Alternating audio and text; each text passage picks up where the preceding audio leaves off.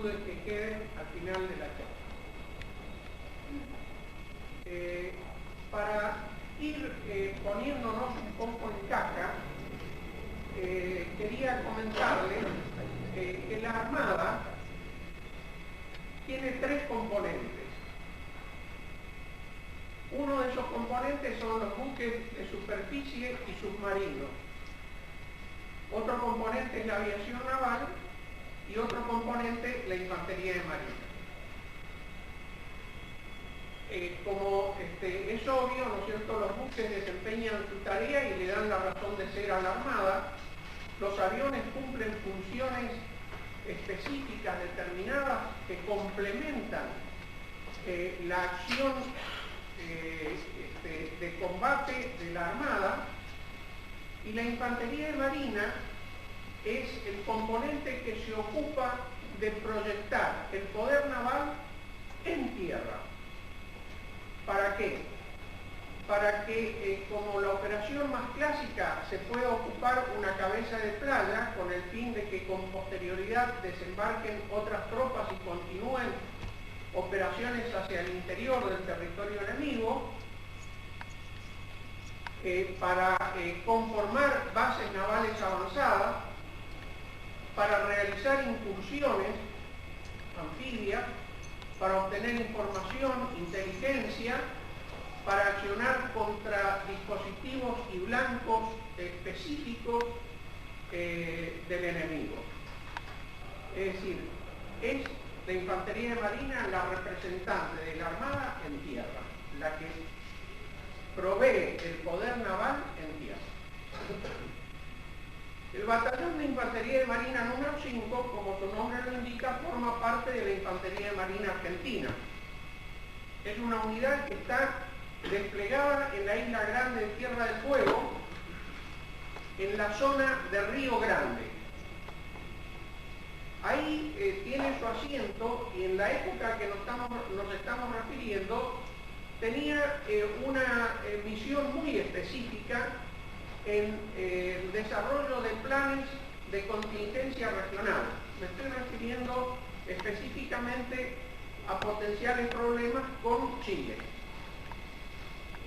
La primera misión que tenía era de carácter defensivo, es decir, parar cualquier acción ofensiva que fuera llevada a cabo por el potencial enemigo, y posteriormente ser relevada por otros elementos militares, por otras fuerzas, para poder constituirse exactamente para lo que su naturaleza lo tiene indicado, es decir, para actuar como un elemento de infantería de marina y proyectar el poder naval en tierra en donde hiciera falta dentro de ese teatro de operaciones.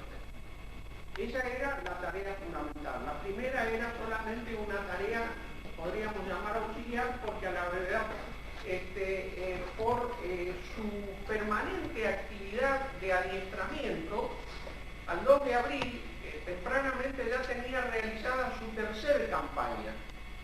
Nosotros llamamos campaña a las actividades de adiestramiento que se realizan en el terreno, simulando actividades de combate. Esas actividades se habían realizado ya con apoyo de artillería y apoyo de la aviación naval. Así que en ese momento estábamos desplegados en el terreno, nos enteramos en el terreno de lo que había pasado, no teníamos absolutamente ninguna noticia de lo que se estaba preparando, teníamos algunos indicios de que estaba ocurriendo alguna cosa rara, pero creíamos que era realmente con nuestro potencial y entonces tradicional posible oponente, ¿no? Pero no teníamos certeza de lo que estaba pasando. Así que, nos sentimos eufóricos como todo el mundo, y no nos quedó más remedio que cascar el freno y sentir no estar presente con nuestros camaradas en las operaciones que se habían realizado en la isla. El día 4 de abril, a la noche, regresa el comando de la fuerza que realizó la Operación Rosario, es decir, la reconquista de las Islas Malvinas. el asiento del batallón 5 en Río Grande. Y ahí cenamos con el comandante de batallón, el comandante de la Operación Rosario y otros oficiales del comando de la Fuerza de Tarea Anfibia que había realizado la Operación Rosario. En un momento de la cena, el comandante de la Infantería de Marina le dice al comandante del Batallón 5, dígame, si hubiera la posibilidad de que en función de todos los elementos de juicio se están barajando en este momento, que pareciera que Inglaterra se va a venir con todo, si hubiera la posibilidad de que consiga autorización para que los cruce a las islas, ¿ustedes cruzarían? El comandante de batallón, por supuesto, le dio un sí rotundo desde lo profundo de su corazón, y las cosas quedaron ahí. El problema era por qué tenía que conseguir autorización. Precisamente por la misión que tenía asignada el batallón referida a planes regionales. Y por el hecho de que tenía que dejar un hueco, por así decirlo, que tenía que ocupar alguien, que no se sabía quién era, que tenía que ser designado. Y que posteriormente fue la Brigada de Infantería de Marina número 1. Al día siguiente, en conocimiento de esta posible misión que se le brindara al batallón, modificatoria totalmente de lo que venía haciendo hasta ese momento, me puse en contacto con el comandante de la Escuadra de Transportes Aeronavales, con el fin de coordinar el cruce del batallón. El batallón es una unidad compuesta por 3 compañías de tiradores, 2 compañías de tiradores de aproximadamente 200 hombres, una de aproximadamente 100 hombres, una batería de artillería de campaña de obús de 105, una sección exploración y una compañía de comando y apoyo logístico que reunía los elementos de sanidad, de apoyo alimenticio, de transporte y administrativamente tenía incluidas en sí una batería de morteros de 81 milímetros y una de morteros de 106 milímetros. Eso sumaba aproximadamente alrededor de 1.200 hombres en su asiento natural. El batallón estaba preparado para ser transportado en cualquier medio que se le designara, buque, avión o elemento terrestre, en 4 horas de aviso. Es decir, se daba la orden y a las 4 horas el batallón estaba con todo su equipamiento listo para ser trasladado. De manera que ese no era realmente mucho problema, sino que el comando de la aviación naval pudiera adoptar sus previsiones para que se pudiera realizar el transporte en el momento. De cualquier manera, entre el día 4 y el 8 en que empezó el traslado del batallón, fue todo preparación para la potencial operación que no se supo realmente hasta el 8 si se iba a realizar o no. A título informativo, y para que ustedes se den cuenta del espíritu que tiene esa unidad, les quiero comentar que la Armada en esa época incorporaba conscriptos en 5 agrupaciones a lo largo del año, es decir, alrededor de 200 hombres cada 2 meses. El día 8, cuando recibimos finalmente la orden de traslado, uno de esos grupos estaba siendo dado de baja, porque ya había sido reemplazado por otro grupo de conscriptos. Es decir, 200 hombres estaban subidos a los aviones vestidos de civil para ser transportados primero a Buenos Aires y de ahí a sus hogares. Cuando los conflictos por comentarios que recibieron, como los aviones estaban esperando a ver qué órdenes tenían, etcétera, recibieron la noticia de que el batallón iba a ser cruzado a las islas, se bajaron de los aviones y se fueron al batallón pudieron ser reincorporados. Se los reincorporó y finalmente tuvieron una actuación muy destacada después durante las acciones de combate. Finalmente, como les comentaba, el 8 de abril el comandante de batallón cruza con lo que se llama el escalón adelantado del puesto de comando, y yo me quedo en Río Grande para asegurarme que se han trasladado todos los elementos. Mientras tanto, ya se había dado la orden de que la Brigada de Infantería de Marina número 1 reemplace al batallón. Cuando llegamos a las islas, no está bien, no sé lo que te agradezco mucho. Cuando llegamos a las islas, nos encontramos prácticamente perdidos en medio del terreno porque los elementos de transporte de la unidad no se pudieron cruzar, porque los aviones no tenían capacidad para transportar los vehículos. Tampoco se pudo transportar la batería de artillería de campaña, que después fue reemplazada por otra batería de artillería de campaña, del batallón de artillería de campaña, ubicado en Puerto Belgrano, y la sección exploración. De cualquier manera, el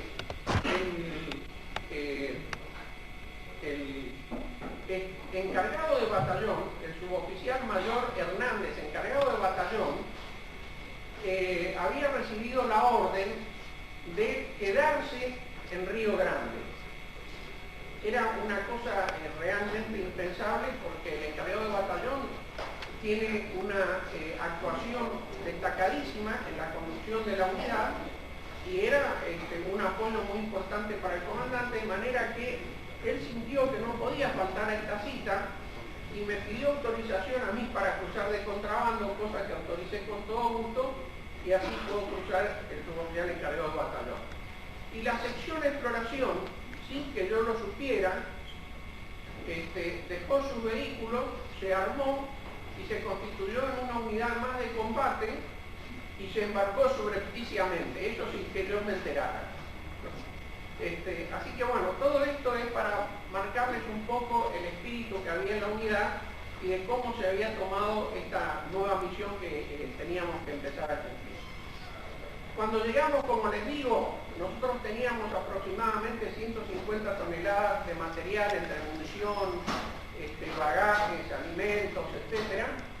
Y no teníamos prácticamente con qué transportarlos, de manera que lo primero que se hizo fue distribuir los sectores de responsabilidad en la defensa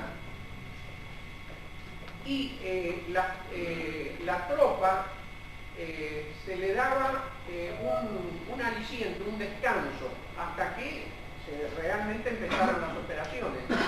Mientras tanto se iba practicando y mejorando la posición defensiva.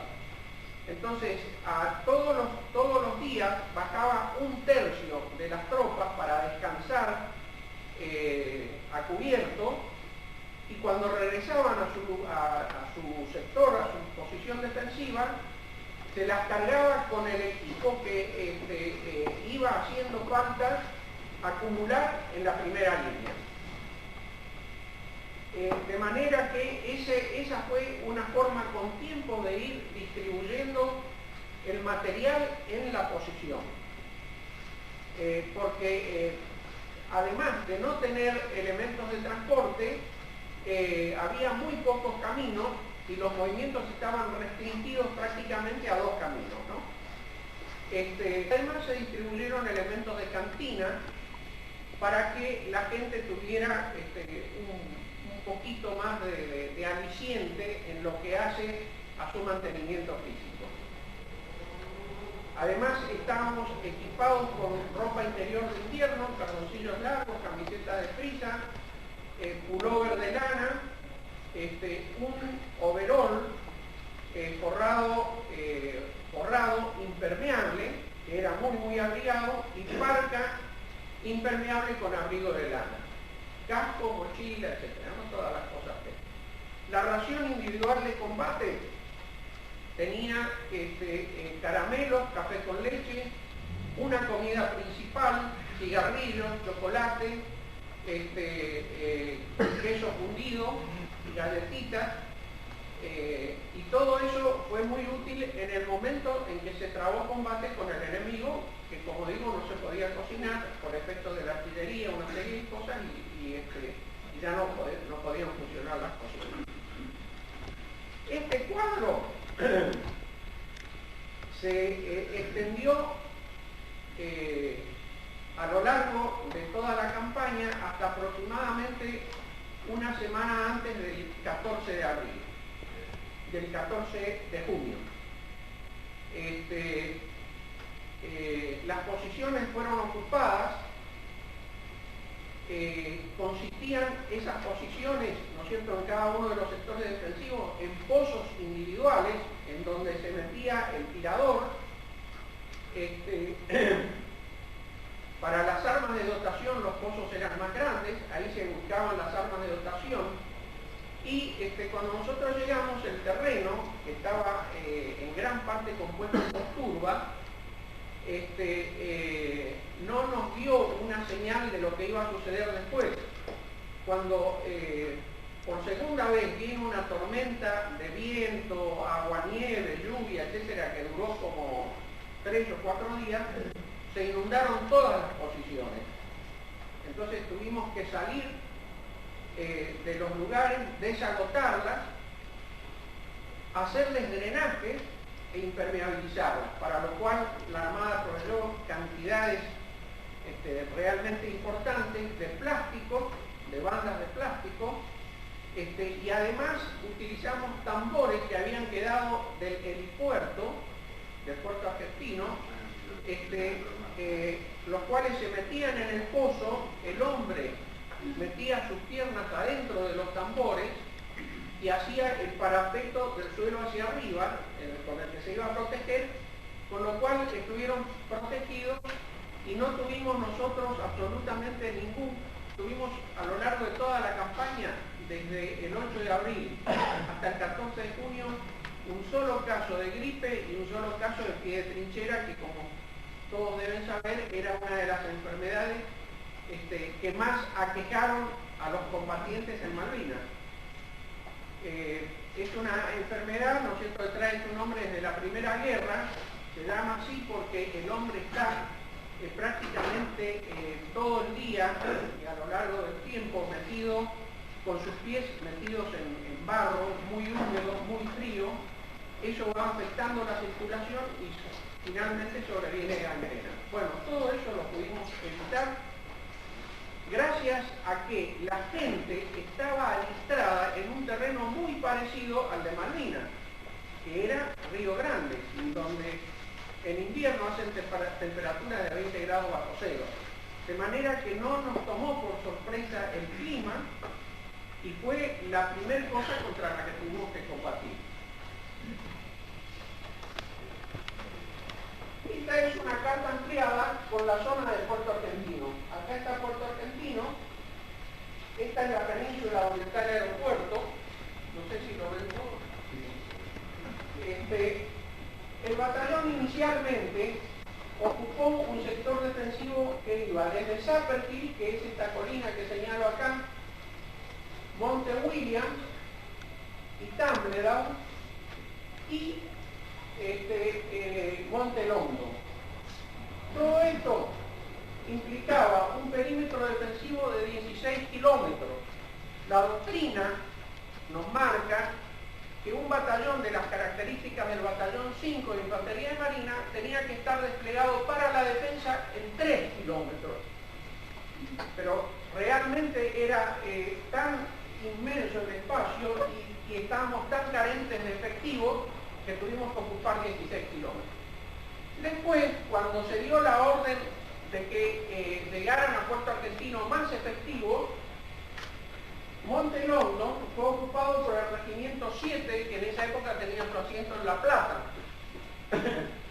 Entonces, la compañía Obra, que era la compañía más disminuida que estaba en este lugar, ocupó posición en esta zona central del dispositivo. En esta zona estaban los servicios, es decir, toda la ropa que llevábamos de repuesto, los equipos que llevábamos de repuesto, todo lo que servía para apoyar el combate del personal y de la unidad. La artillería de campaña tomó posición acá en este lugar, que es un riachuelo que se llama la corriente Felton, y realizaron sus posiciones para no ser descubiertos dentro del agua. Es decir, hicieron posiciones con piedra, que había abundante en esa zona, dentro de la corriente de agua, ¿no? Como si fueran pequeños islotes para apoyar cada cañón en ese lugar.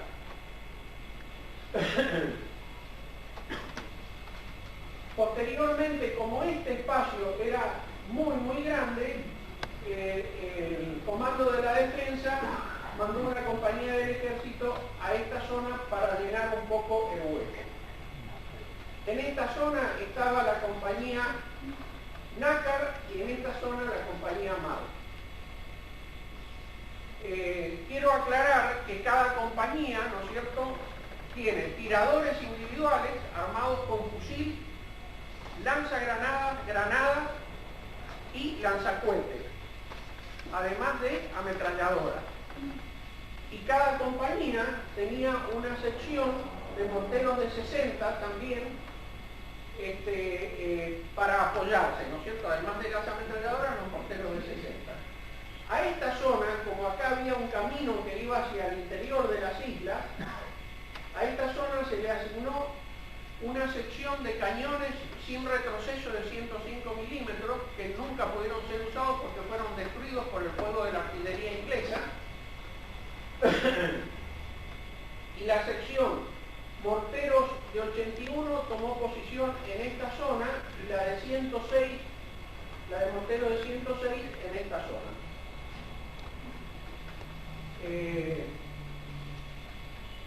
Muy bien, así que este era el dispositivo defensivo.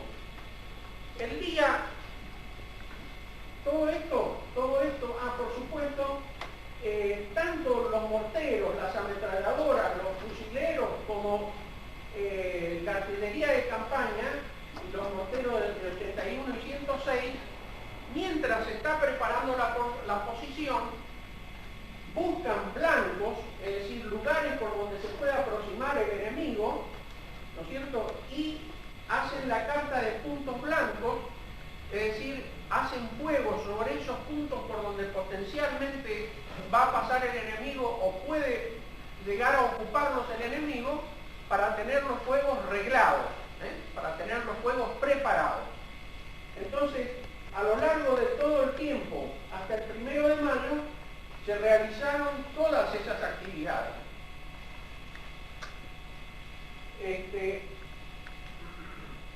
¿Qué pasa el 1 de mayo? El 1 de mayo, el puesto de comando estaba ubicado en esta zona.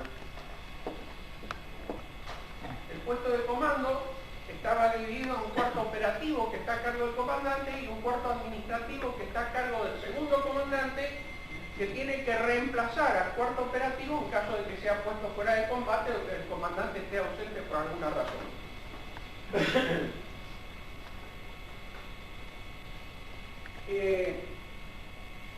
Cuando se produce la primera tormenta, como dije,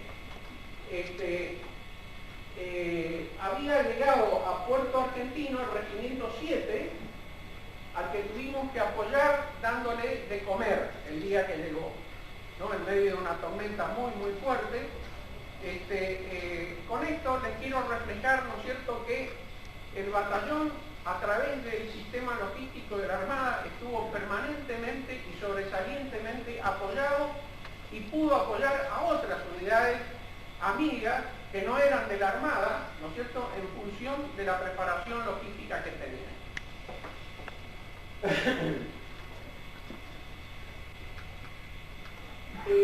El cuarto operativo estaba en un pozo que contribuí a hacer personalmente con pala y pico, porque había bastante piedra, y el cuarto operativo en otro pozo. Ahí nos refugiábamos todos los componentes de cada uno de los cuartos. el día 1 de mayo, a primeras horas de la madrugada, serían entre las 5 y las 6 de la mañana, estábamos con mi ayudante en el cuarto operativo y por ahí sentimos que empieza a temblar la montaña, ¿no? Eso fue la primera sensación que tuvimos, dijimos un terremoto. Y posteriormente un ruido como un trueno de fondo, y era el primer bombardeo que habían llevado los ingleses sobre la pista de aterrizaje y el aeropuerto del Puerto Argentino. Desde esta zona hasta la zona del puesto de comando, donde estábamos nosotros, había alrededor de entre 8 y 10 kilómetros. O sea, habían tirado con bombas de 500 kilos, de 450 kilos. De ahí el temblor que sentimos y cómo sentimos el efecto del bombardeo. Bueno, a título totalmente anecdótico, acá se hacen derribos de aviones y logran poner una bomba en la pista del puerto argentino que la inhabilita parcialmente, porque había, por llamarlo de alguna forma, 2 carriles. En un carril logran un impacto y el otro carril queda intacto, y por suerte, a lo largo de toda la campaña, los aviones de la aviación naval, de transportes aeronavales y los transportes de la aeronáutica militar pudieron realizar diferentes tipos de apoyo y evacuación de heridos muy urgentes a través de ese carril que quedó intacto. Porque además se hizo una simulación de impacto que les llamó la atención a los mismos ingleses después cuando ocuparon el aeropuerto, ocuparon la isla, por la perfección que tenían y cómo logramos engañarlos, ¿no?, con respecto a que la pista estaba utilizable o no. Bueno, esa tarde nosotros teníamos contacto a través de un enlace radioeléctrico, es decir, por medio de radio, con todas las compañías y con todo el dispositivo de defensa, ¿no?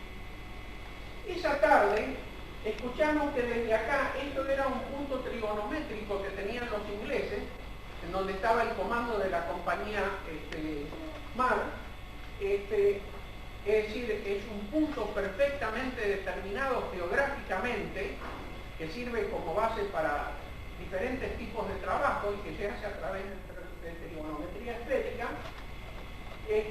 Escuchamos acá en esta zona que decían, uy, miren, ahí hay un buque, uy, se prenden unas lucecitas. Y creían que esas lucecitas eran señales lumínicas que se estaban haciendo los buques entre sí. No, era la artillería de los buques que ya había empezado a bombardear Puerto Argentino esa tarde en función de la radiogoniometría que podían hacer a cualquier tipo de emisión radioeléctrica. Es decir, ubicaban enseguida el punto, como a su vez lo tenían perfectamente marcado en las cartas náuticas, porque es un punto trigonométrico, sabían exactamente las coordenadas del punto y qué datos tenían que darle a su artillería para que bombardee. Ahí tuvimos las primeras 7 bajas y el primer muerto de toda la campaña. A partir de ahí nos dimos cuenta de cuál era el potencial de la artillería que tenían, como era artillería antiaérea que la usaban como artillería naval para el bombardeo terrestre. El espoleteado era sumamente sensible y explotaban, al tocar cualquier elemento por más frágil que fuera, explotaban aún casi prácticamente en el aire. Entonces, a partir de aquí se reforzaron las obras en toda la posición. Era muy difícil porque no había madera, y la madera se usa mucho en las posiciones defensivas, sobre todo para reforzar techos. Así que tuvimos que rebuscar de donde había. Por aquí había una mina abandonada en esta zona, y una casa también abandonada. Tuvimos que desarmar la casa y desarmar unas estructuras metálicas que había para poder hacer los techos de las posiciones. Y a partir de acá hasta el día 14 de junio. En todo ese periodo nunca más volvimos a hablar por radio. Hicimos tendidos eléctricos, tendidos de cable, para hablar por telefonía de cable, como si fuera un teléfono común, un teléfono de campaña. Esto a su vez nos produjo, tuvimos una experiencia con respecto a eso. Se hizo un tendido desde el comando y hacia cada una de las posiciones y a su vez de las posiciones entre sí. O sea, estábamos todos comunicados, hasta las patrullas más adelantadas sobre los caminos, etcétera, tenían enlace alámbrico para no tener que utilizar el radioenlace. A la tercera o cuarta noche de bombardeo naval, ¿qué pasó? ¿Por qué digo a la cuarta noche? Acá empezaron a la tarde, pero la aeronáutica hizo un ataque y por lo menos averió uno de los buques. Entonces, a partir de ahí, nunca más volvieron a bombardear los buques durante el día, sino que lo hacían en horas de la noche. Es decir, la fuerza de tarea inglesa estaba acá, fuera de la carta, y los buques, que normalmente eran 2 o 3 o hasta 4, porque fueron en algunas oportunidades, se dirigían desde esta zona hasta esta zona, lo que les llevaba aproximadamente 2 o 3 horas de navegación. Llegaban con oscuridad, ahí empezaba el bombardeo a las 20, a las 8 de la noche, hasta las 4 de la mañana. A las 4 de la mañana emprendían la retirada para no ser afectados por la aviación, de nuevo. Entonces, en uno de esos bombardeos nocturnos, se nos corta uno de los cables, uno de los tendidos que iba al puesto de comando. Hubo que salir en medio del bombardeo a reponer el cable. Pero a partir de ahí, al día siguiente, hicimos 2 tendidos más paralelos a todos los que había. De manera que si era cortado un cable, automáticamente entraba en servicio el otro tendido. Así que teníamos triplicado. Eso nos llevó más de 150 kilómetros de cable para enlazar a toda la posición y hasta las patrullas más retiradas de la zona de primera línea. Este bombardeo nocturno se repitió durante todas las noches a lo largo de la campaña, hasta el 14 de junio, ya les digo, desde las 20 hasta las 4 de la mañana. Calculamos que en cada ronda empezaban a tirar aleatoriamente, pero a toda la posición. Acá había unidades del ejército, y tiraban en todos lados, así que calculamos que por noche tiraban entre 500 y 1000 tiros. Tiraban ráfagas de 10 tiros y después se iban trasladando a diferentes puntos y iban tirando sobre los otros sectores defensivos. Bueno, en función de las posiciones que teníamos, cómo las programamos, etc., pudimos aguantar el bombardeo sin tener bajas. A partir del 20 de mayo, se realizan los desembarcos en San Carlos.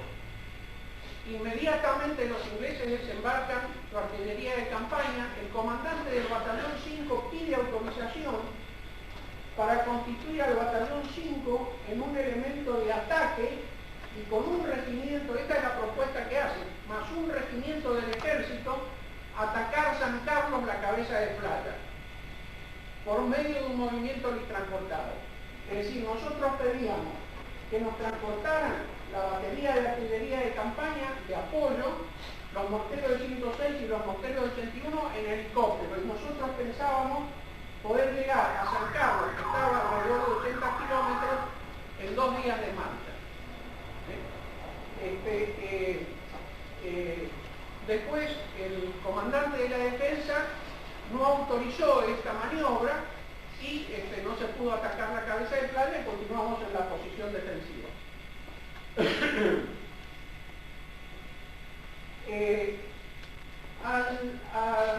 Aproximadamente el 1 de junio, yo les dije que acá había una compañía, la compañía Reserva, el comandante de batallón, en uno de sus reconocimientos y visitas a primera línea, me llama la atención este lugar. Acá ustedes verán que hay una senda marcada con trazos discontinuos y que enlazan con un camino afirmado. Después,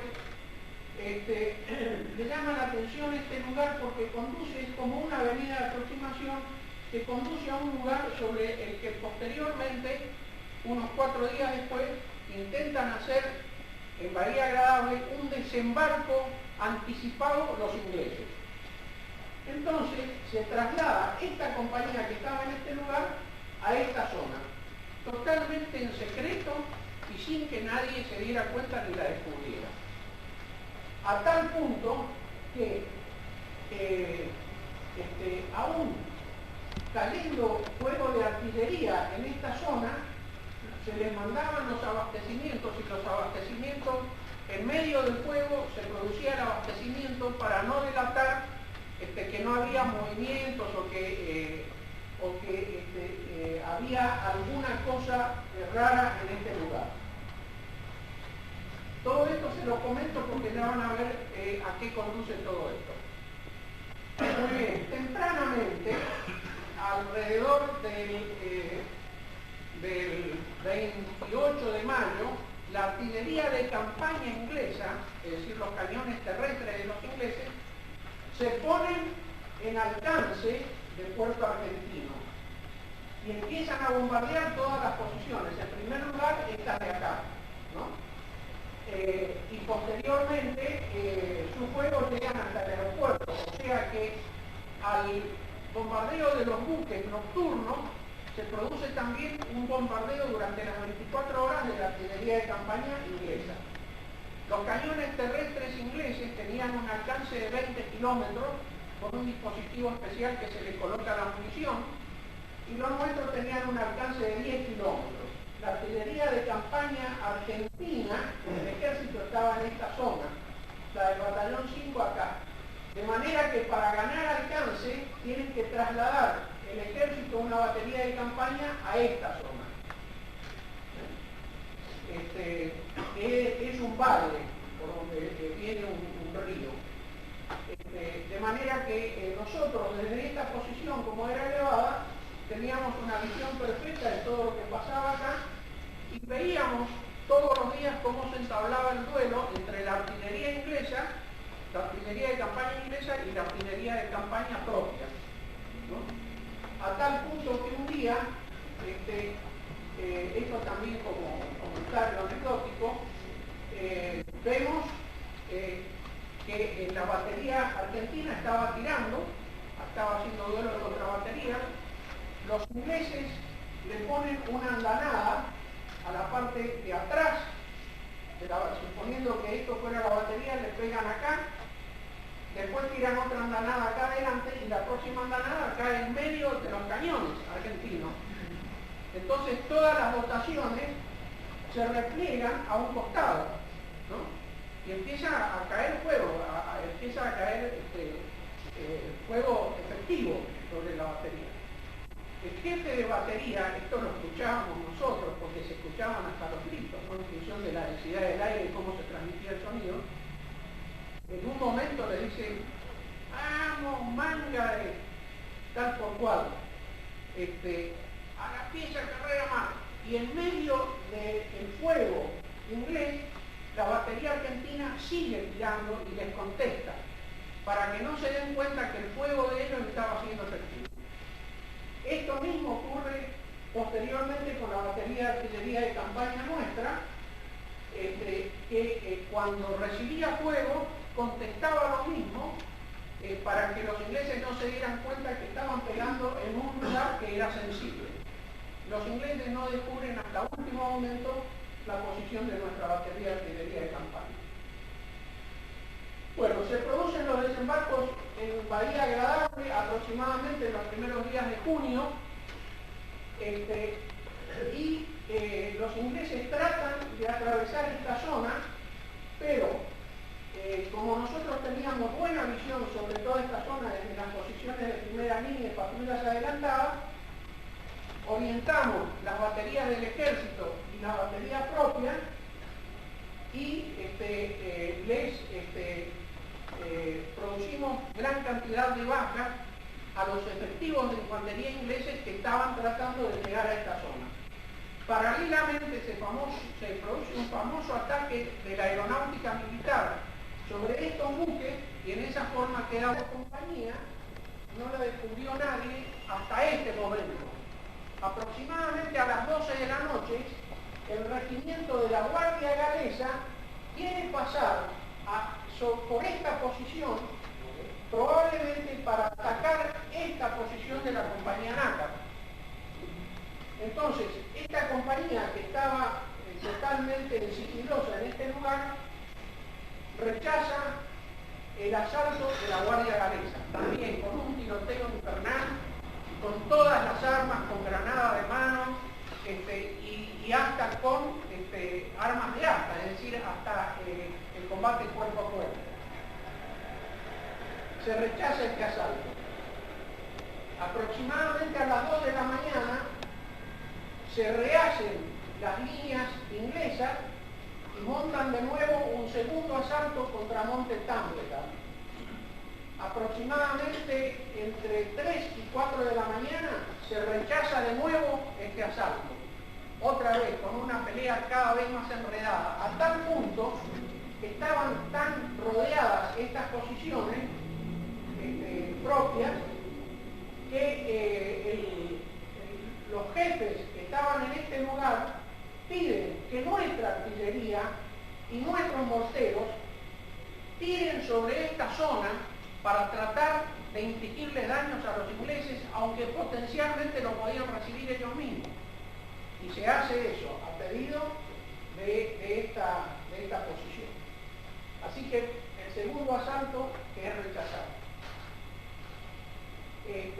Esta compañía se repliega y viene a reforzar la posición del puesto de comando y de la compañía de comando y apoyo logístico que estaban combatiendo contra los paracaidistas que habían atacado Monte Longno, y como se habían retirado el regimiento 7, atacan esta posición.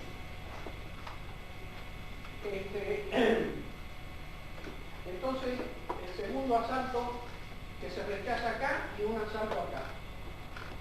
Aproximadamente a las 6 de la mañana, esta posición cae. ¿Por qué cae esta posición?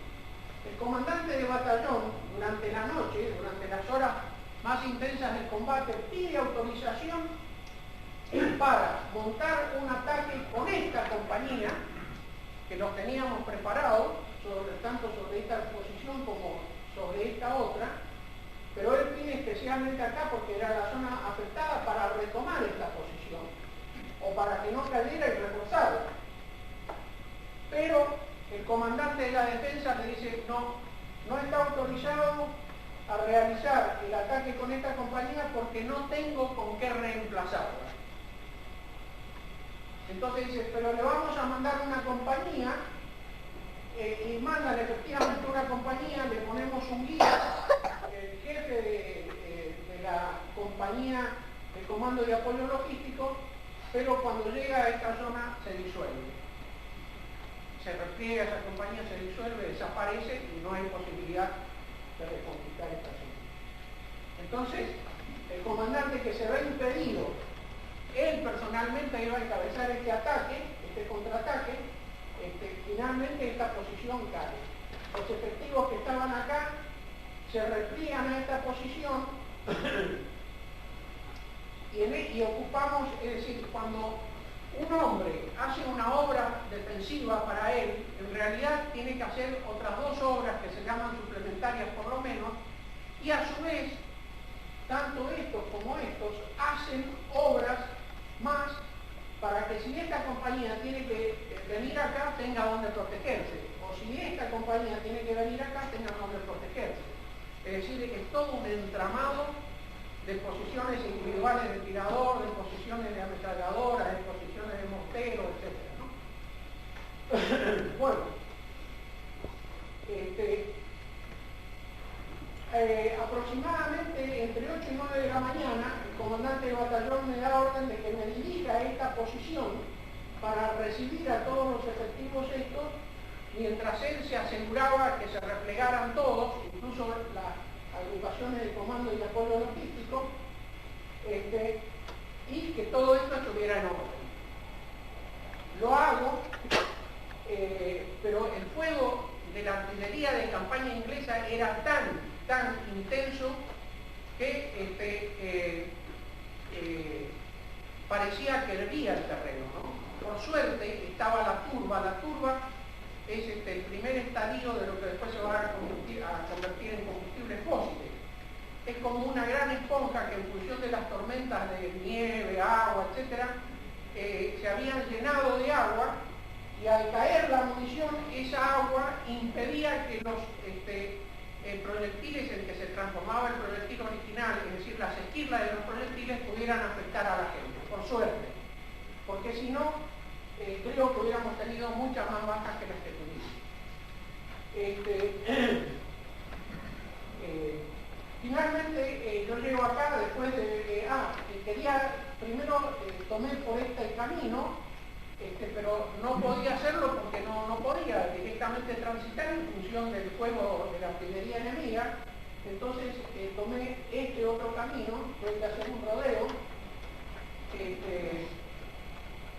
Cuando llego a esta posición, que era de la artillería de campaña nuestra, siento como que alguien me acompañaba, había salido solo. Me doy vuelta y veo dos conscriptos, uno que era el conductor mío, el conductor del vehículo que yo tenía asignado, y otro conscripto más del puesto de comando. Y digo, ¿qué hacen ustedes acá? Y lo vamos a acompañar para que no esté solo.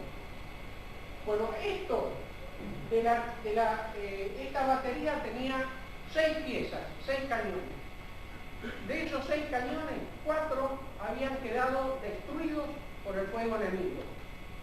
Uno se había autodestruido por desgaste, es decir, era tan intenso el fuego de contrabatería y contra las líneas enemigas que se hacía que el cañón se desgastó y se desarmó. Y uno, finalmente, que quedó entero, fue destruido cuando se consumió la munición y ya se veía que no había posibilidades de hacer un cambio de posición.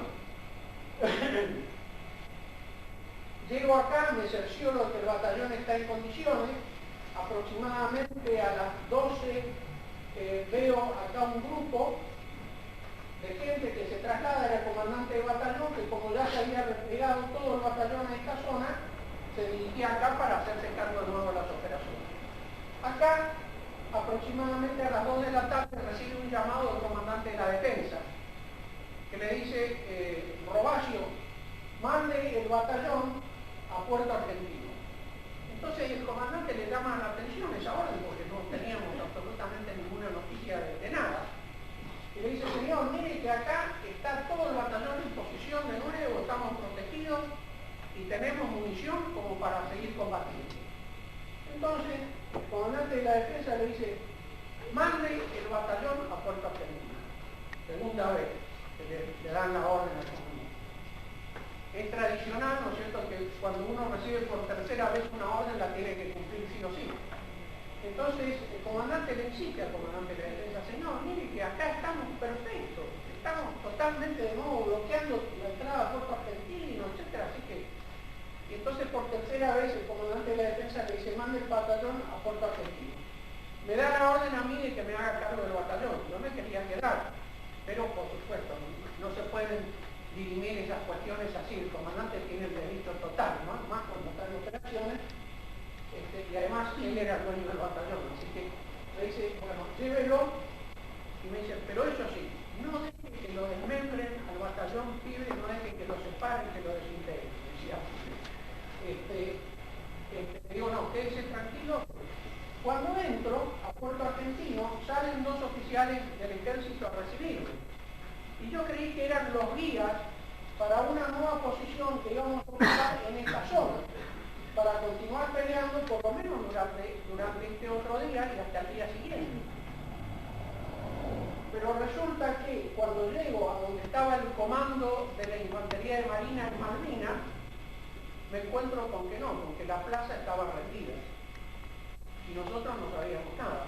A tal punto que desesperado quiero volver otra vez acá para dejé era agente a seguro en la zona del puerto, a cargo de sus jefes inmediatos, y quise regresar de nuevo acá para colaborar con el comandante. En el momento en que estoy regresando, se escucha un intensísimo ruido de combate acá en esta zona.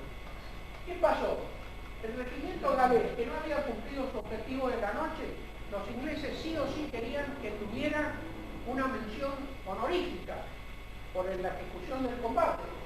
Entonces le hacen hacer un asalto helitransportado con 6 helicópteros y elementos de infantería.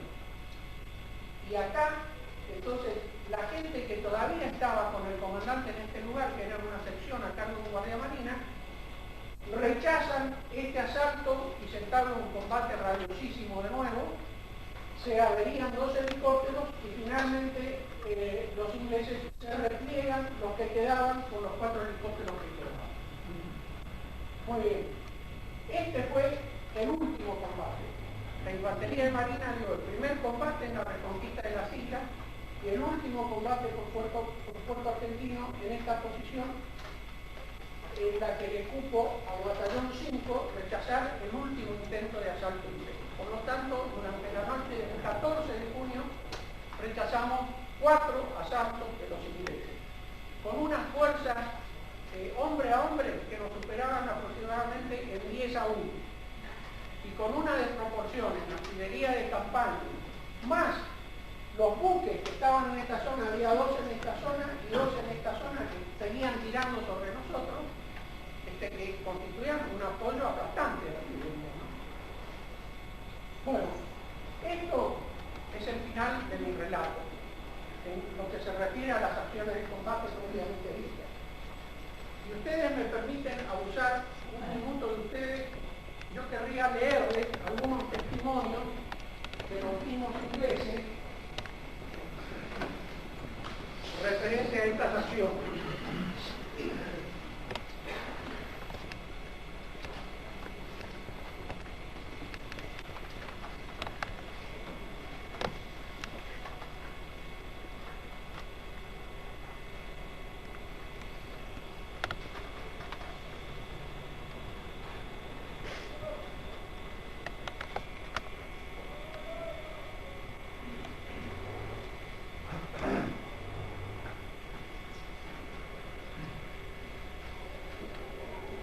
Se desplazó por entre la G para aproximarse a las alturas de Tumbledown, se encontraron con fuerte fuego de ametralladoras.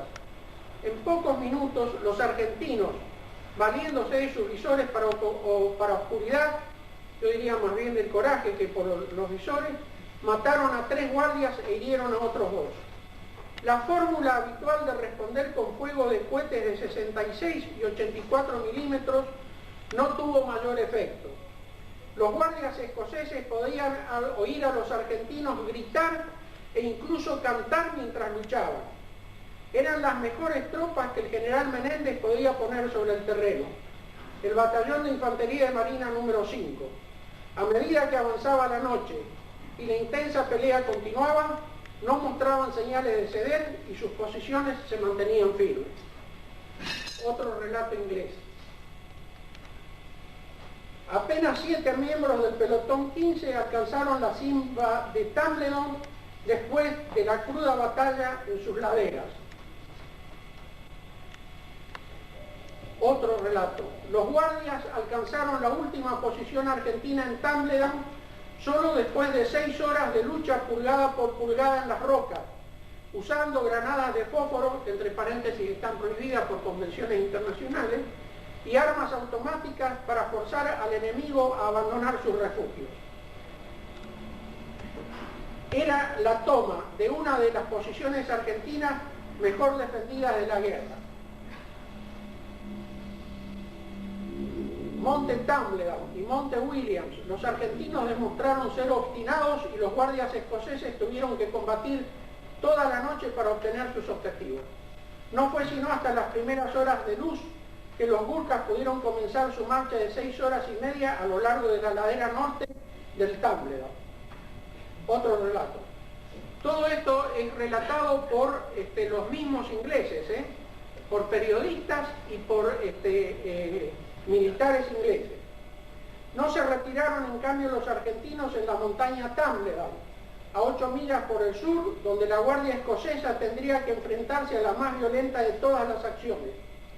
Allí se hallaba un batallón de infantes de marina argentinos muy expertos y bien atrincherados en una serie de complicados búnkers excavados en la roca. Los infantes de marina disparaban sin cesar y de una manera impresionante. Bueno, ahora yo querría hacerles un último comentario. Mi exposición tiene un sentido fundamental, que es que mis compatriotas, militares o no, tengan una idea cabal de qué fue lo que hizo la Armada a través de sus componentes y cómo empleó los recursos que le fueron asignados tanto en la paz como en la guerra para defender a la patria. Esto es una rendición de cuentas que yo hago ante mis conciudadanos en nombre y representación del Batallón de Infantería de Marina número 5. Quiero también expresarme en contra de una leyenda negra que por razones de politiquería se trabó con respecto a los conscriptos. Peyorativamente se los llamó los chicos de la guerra. Eso es una ofensa para los conscriptos del Batallón 5 y tengo testimonios escritos sobre la forma en que se comportaron y cómo pelearon con el más alto sentido de responsabilidad, casi diría de profesionalismo, y con un coraje envidiable. Estos no eran chicos, eran hombres cabales que sabían lo que hacían. Eran combatientes que hacían honor a nuestras más altas tradiciones y más antiguas tradiciones militares. Finalmente, esto también lo hago en homenaje a los que quedaron como centinelas en la turba marrullera, y lo hago en recuerdo de mis queridos camaradas, el suboficial segundo de Infantería de Marina, Julio Castillo, del suboficial segundo de Infantería de Marina, Víctor Juárez, de los conscriptos de Infantería de Marina, Roberto Leyes, Ricardo Ramírez, Sergio Robledo, Héctor Abel Cerlés, Diego Ferreira, Juan Carlos Dávalo, Eleodoro Monzón, Hugo Daniel Caviglioli y Félix Aguirre. Les agradezco mucho su atención.